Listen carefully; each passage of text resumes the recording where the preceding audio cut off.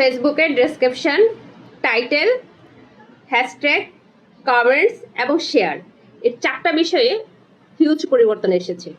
নতুন আপডেট এসেছে কিভাবে ভিডিও ডেসক্রিপশন লিখবেন, কিভাবে ভিডিও শেয়ার করবেন, কিভাবে কমেন্টস করবেন, কিভাবে হ্যাশট্যাগ ব্যবহার করবেন। এই বিষয়গুলো, এই চারটা বিষয় নতুন পুরাতন সবার জানা উচিত। কারণ ফেসবুক যখন যে আপডেট আনে ওই আপডেট অনুযায়ী যদি আপনি কাজ না করেন, যে কোনো টাইমে আপনার পেজ সাসপেন্ড হয়ে যেতে পারে, রেস্ট্রিকশন হয়ে যেতে পারে, মনিটাইজেশন হারাতে পারেন। মনিটাইজেশন হারানোর সাথে সাথে আপনার পেজে ইনকাম করা যে ডলারগুলো এই মুহূর্তে আছে এগুলো আর কখন আপনার হাতে পাবেন না।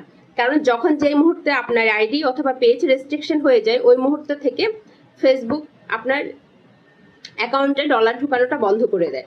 তার মানে আপনার যদি $1000 এখন ইনকাম করা থাকে, এই মুহূর্তে যদি আপনার পেজ রেস্ট্রিক্টেড হয়ে যায় আপনি এই টাকাটা আর হাতে পাবেন না। তাই এখনই সাবধান হন, এখনই সতর্ক হন। কি কি পরিবর্তন এসেছে, কোথায় কোথায় পরিবর্তন এসেছে আমি এক এক করে বলছি। জানতে হলে আমার পুরো ভিডিওটা দেখতে হবে।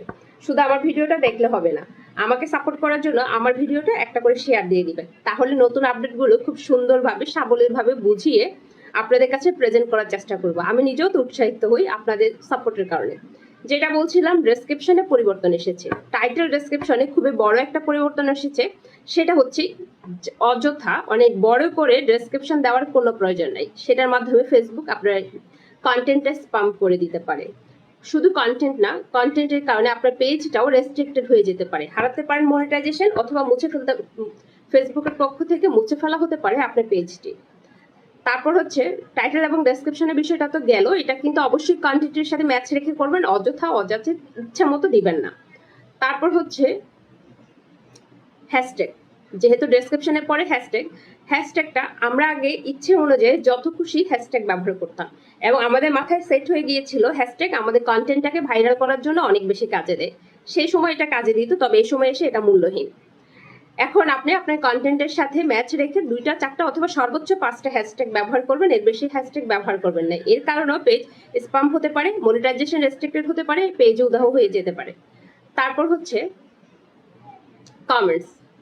আমরা কি করতাম, কাছে আছি কাছে থাকবেন, ভালোবাসা দিলে ভালোবাসা পাবেন, পাশে আছি পাশে থাকবেন, তারপর হচ্ছে আপনার বাড়ি ঘুরে গেলাম আমার বাড়ি ঘুরে আসবেন, এই ধরনের বিরক্তিকর কমেন্টস গুলো শুধু আমরা কন্টেন্ট ক্রিয়েটাররা বিরক্ত হই না, ফেসবুক নিজেও বিরক্ত আপনাদের এসব কারণে। ফেসবুক এখন এই ধরনের কমেন্টগুলোকে স্পাম করে নিয়ে যেতে পারে। এই ধরনের কমেন্টের কারণে কিন্তু আপনার পেজ নষ্ট হয়ে যেতে পারে। তাই এই ধরনের কমেন্ট করা থেকে সতর্ক থাকবেন, চেষ্টা করবেন সুন্দর গঠনমূলক কমেন্টস করার জন্য।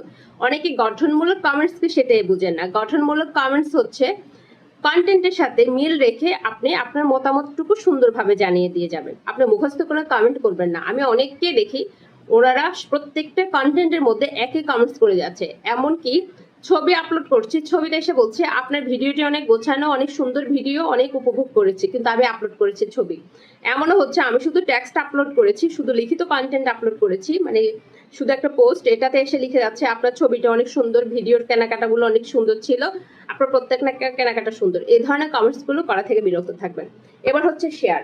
একটা সময় বলে গিয়েছিলাম শেয়ার করলে ভিডিও রিচ বাড়ে, ওই সময়টা রিচ বাড়তো, কিন্তু এই সময় এসে ওটা কোনো কাজে দিবে না।